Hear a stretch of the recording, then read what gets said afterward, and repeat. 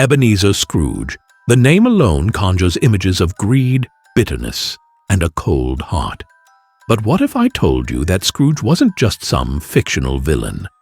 He was intended to be a mirror held up to a society that had lost its soul. In the wake of the Industrial Revolution, the wealthy had built their empires on the backs of the poor.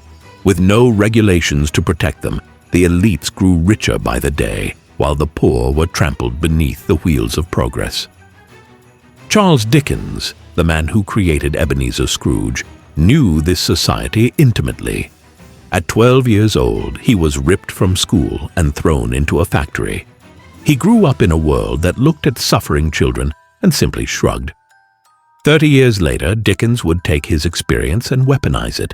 He wrapped it in ghosts and Christmas cheer, dressed it up as a holiday tale, and sold it directly to the people who needed it the most, the elites who had treated him so badly when he was a child. This wasn't entertainment. It was an ambush. A Christmas Carol is one of the most beloved Christmas stories ever written. The story has become adapted countless times and translated to countless languages.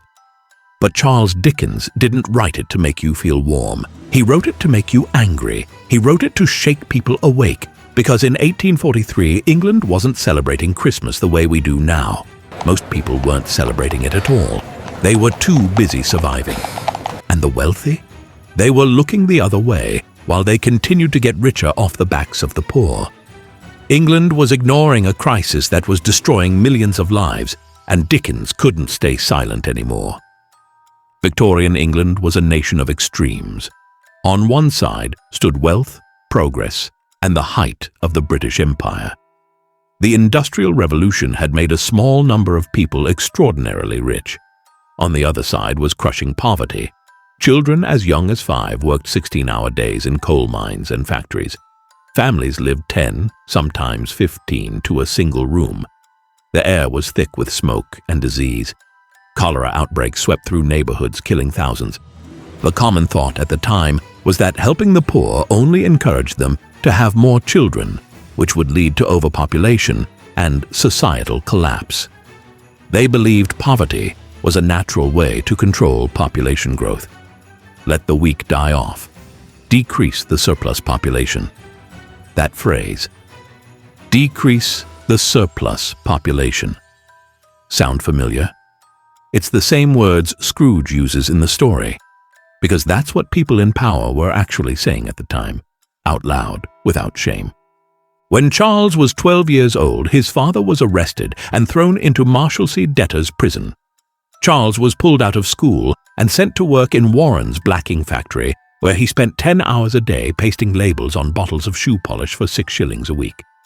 By 1843, Dickens was a successful author. He had written Oliver Twist, Nicholas Nickleby, stories that exposed social injustice and resonated with readers. But success didn't mean financial security. His last few books hadn't sold as well as expected. He had a growing family to support. Debts were mounting. He needed a hit, and he needed it fast. Then, in October of 1843, he read something that changed everything. A parliamentary report on child labor. Page after page of testimonies from children who had been beaten, starved, and worked to the point of collapse. Stories of 5-year-olds dragging coal carts through narrow mine shafts, of factory workers losing fingers in machines, of orphans left to die in gutters. Dickens was furious. He wanted to write something that would force people in power to see what was happening. He needed something that would slip past their defenses, something they couldn't dismiss. He needed a story. So in mid-October, Dickens began writing. For 6 weeks, he barely slept. He wrote in a frenzy, consumed by the characters, the ghosts, the vision of a man so twisted by greed and ideology that he couldn't see his own humanity slipping away. Ebenezer Scrooge became a composite of every wealthy man who looked down on the poor, every politician who blamed people for their poverty. He was a mirror, and Dickens wanted readers to see themselves in him. And the ghosts? They weren't just supernatural visitors. They were memory, reality, and consequence. The ghost of Christmas past forced Scrooge to remember when he was human, when he cared, before greed consumed him. The ghost of Christmas present showed him the suffering happening right now in his own city, among people he walked past every day. And the ghost of Christmas yet to come revealed the ultimate truth, that his wealth, his success, his carefully constructed life meant absolutely nothing if it was built on indifference. He funded the first edition himself, gold-embossed covers, hand-colored illustrations, thick, expensive paper. He wanted it to be beautiful, luxurious, a book the wealthy would want on their shelves, because he wanted them to buy it. He wanted them to open it expecting a charming holiday tale, and then he wanted them to feel ashamed, to see themselves in Scrooge, to realize they were the villains of their own lives. The turning point of the story isn't the appearance of the ghosts themselves. It's the moment when Scrooge stands in a frozen graveyard, staring at his own tombstone, his name carved in stone. And he realizes no one mourns him, no one remembers him with love. The people who worked for him are relieved he's gone. Strangers are selling his belongings and laughing about it. His wealth, everything he spent his life accumulating, means nothing. His life, meaningless, forgotten. A cautionary tale at best. And in that moment, Scrooge finally understands. His cruelty didn't just harm others, it destroyed him. It hollowed him out from the inside. He thought he was protecting himself by building walls, by hoarding money, by refusing to care. But all he did was lock himself in a prison of his own making. For the first time, he sees himself clearly, not as a shrewd businessman, not as a pragmatist, but as a man who wasted his life. And it terrifies him. It breaks him. The transformation isn't magic. It's not a spell cast by the ghosts. It's choice. The painful, humbling choice to change, to admit he was wrong, to care, to be vulnerable, to be human again. That's the real ghost story, the death and resurrection of a soul. A Christmas Carol was published on December 19th, 1843. It sold out in 5 days. By Christmas, it was the talk of England. Everyone was reading it, talking about it, debating it in drawing rooms and on street corners. And something remarkable happened. Something Dickens had hoped for but couldn't have predicted the scale of.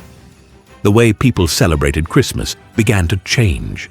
It became less about feasting and excess and more about giving, generosity, compassion. Acts of charity that had been considered optional suddenly felt urgent, necessary. Families started adopting Christmas traditions centered around kindness. Employers gave their workers the day off. Donations to orphanages and poorhouses increased. The story had sparked a cultural movement. But he barely made any money from it. The production costs were too high. He had spent everything making the book beautiful, and it cut into his profits. Pirated editions flooded the market within weeks, selling for a fraction of the price. Dickens took the publishers to court and won, but the legal fees consumed what little profit remained. Financially, the book was almost a disaster. But Dickens didn't regret it. Not for a second. Because the story did exactly what he hoped. It made people feel. It bypassed their intellectual defenses and hit them straight in the heart. And feeling, genuine feeling, leads to change. Not immediately, not perfectly. But it plants seeds. It shifts perspectives. And over time, those shifts become movements. A Christmas Carol was never just a ghost story. It was a mirror. A reminder that indifference has consequences, that cruelty, even the passive kind, even the kind that hides behind economic theory and respectability, leaves scars, that looking away from suffering doesn't make it disappear. It just makes us smaller, less human. The story challenged readers then, and it challenges us now, to see the Scrooges in ourselves. The moments when we choose convenience over compassion. When we dismiss someone's pain because acknowledging it would be uncomfortable. When we tell ourselves, it's not my problem. And the story also offers hope. Because Scrooge does change. Real change, the kind that's hard and humbling and requires facing the worst parts of yourself, is always possible. It's never too late. That's the gift Dickens gave us. Not a fairy tale, but a challenge. More than 180 years later, we still tell this story. We still need it. Because the world Dickens described, a world divided between those who have everything and those who have nothing, hasn't disappeared. The names have changed. The details have shifted. But the fundamental choice remains the same: to see the suffering around us, to feel it, and to choose, like Scrooge, to do something about it. That's the real miracle of Christmas.